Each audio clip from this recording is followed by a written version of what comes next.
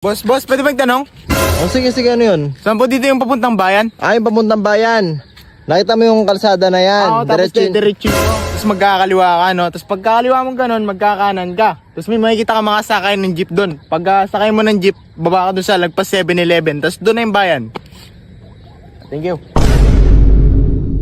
Ngayong araw ay nilagyan namin ng maraming dishwashing liquid itong swimming pool namin. At dahil naboboring na nga kami sa aming buhay at sumabay pa nga yung init ng panahon, ay gumana nga na naman ang kinakalawang naming mga utak. Kaya naisipan namin magkapatid na puntahan itong swimming pool na pininturahan namin. So yun mga idol, no, nakita natin na madumi na yung swimming pool namin. Kaya lilinisin muna namin ito. Tapos bibili tayo ng apat na litro, 3 litro na lang.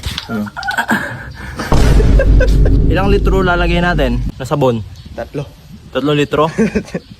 Linisin muna natin. At dahil ilang araw nga na hindi namin nagamit itong swimming pool namin, nagkaroon na nga ito ng mga mancha ng kalawang galing sa tubig. Kaya no choice nga kami mga idol kundi linisin itong swimming pool namin. Ito lang talaga mga idol ang pangit sa pininturahan nating swimming pool. Dahil ang lumalabas nga sa tubig nito ay mayroong kalawang. At pag hindi nga natuyo ng maayos itong swimming pool ay nagkakaroon ito ng mancha dahil sa kalawang. At pag naliligo kami dito mga idol ay hindi kami gumagamit ng puting mga damit. Dahil sigurado kapag umahon kami sa tubig ay kulay dilaw na ang damit namin. Kung napapansin nyo nga mga idol ay iba ang voiceover natin. Dahil nga marami akong nabasa sa comment section na nakakarindi daw at sobrang sakit sa tenga ng voiceover namin. Meron pa nga kaming nabasa na pinapanood daw yung video namin ng walang volume. Masakit mang isipin mga idol pero kailangan namin itong tanggapin. Dahil totoo naman talaga na nakakarindi at nakakainis yung voiceover namin. Pagkatapos nga naming malinis itong swimming pool namin ay nagready na nga kami ni Chris Brown para nga bumili ng dishwashing liquid. Balak nga sana namin gamitin yung dishwashing liquid dito sa bahay. Pero mas pinili nga namin bumili dahil nga kapag ginamit namin yun ay siguradong wala na kami tutuluyan na tahanan. Kaya nagdala na nga lang kami dito ng batid ko ng bote na lalagyan ng sabon na bibilhin namin. Mas okay nga ito kaysa naman yung damit namin yung ipadala ng nanay namin. Balak nga sana namin 5 litro yung bibilhin naming dishwashing liquid. Ngunit kulang pala yung perang dala namin. At paglabas nga namin sa tindahan ay meron kaming nakitang followers namin. Nakakatuwa lang isipin dahil merong gustong magpa-picture sa siraulong tulad namin. At bago nga kami umuwi ng kapatid ko ay nagmerienda muna kami dito ng tinolang chicken skin.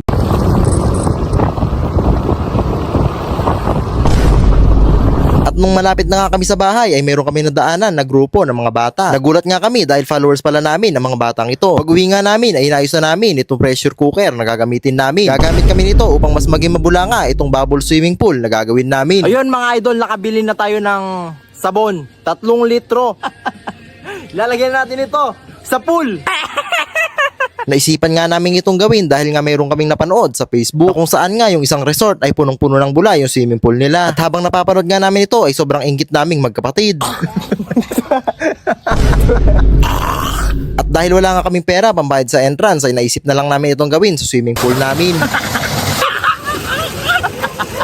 At dahil nakukulangan pa nga kami sa bulan ng swimming pool namin ay gagamitan na namin ito ng pressure cooker. Nakakatuwang isipin na sa ganitong paraan ay nakapag-enjoy kami ng aking kapatid. At hindi na nga namin kailangan gumastos pa para lang makapag-swimming at ma-experience yung ganitong mga swimming pool. Ito pa rin pakiramdam.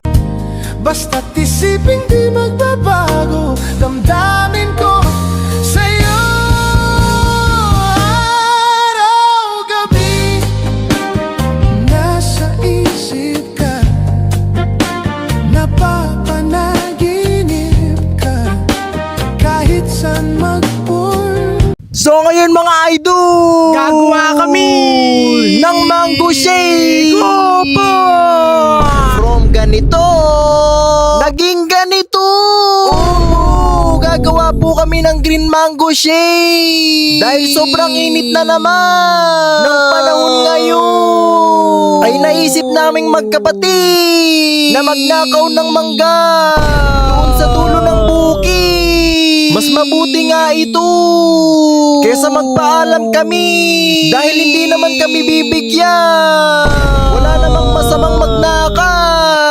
Ang masama ay magpapahuli kayo. Bali ang gagamitin nga namin mga idol na mangga sa gagawin naming shake ay kulay green na mangga. Dahil nga papansin kami at pasika sa Facebook.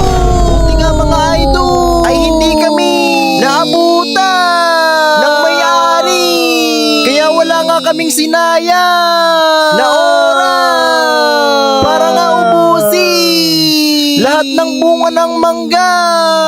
Dahil naniniwala kami sa kasabihan na huwag sayangin ang opportunity.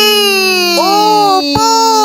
At pagkatapos nga namin na magnakaw ng mangga, ay hinugasan na namin ito at pinalatan. Hihiwain nga lang natin ito ng maliliit para nga hindi mahirapan ang grinder na gagamitin namin. Napanood nga lang namin ng recipe na ito sa YouTube. At habang pinapanood nga namin ito, ay naglaway kami. Kaya agad na namin itong ginaya. Gumamit nga lang kami ng panis na gata at expired na evaporated milk. Sarap.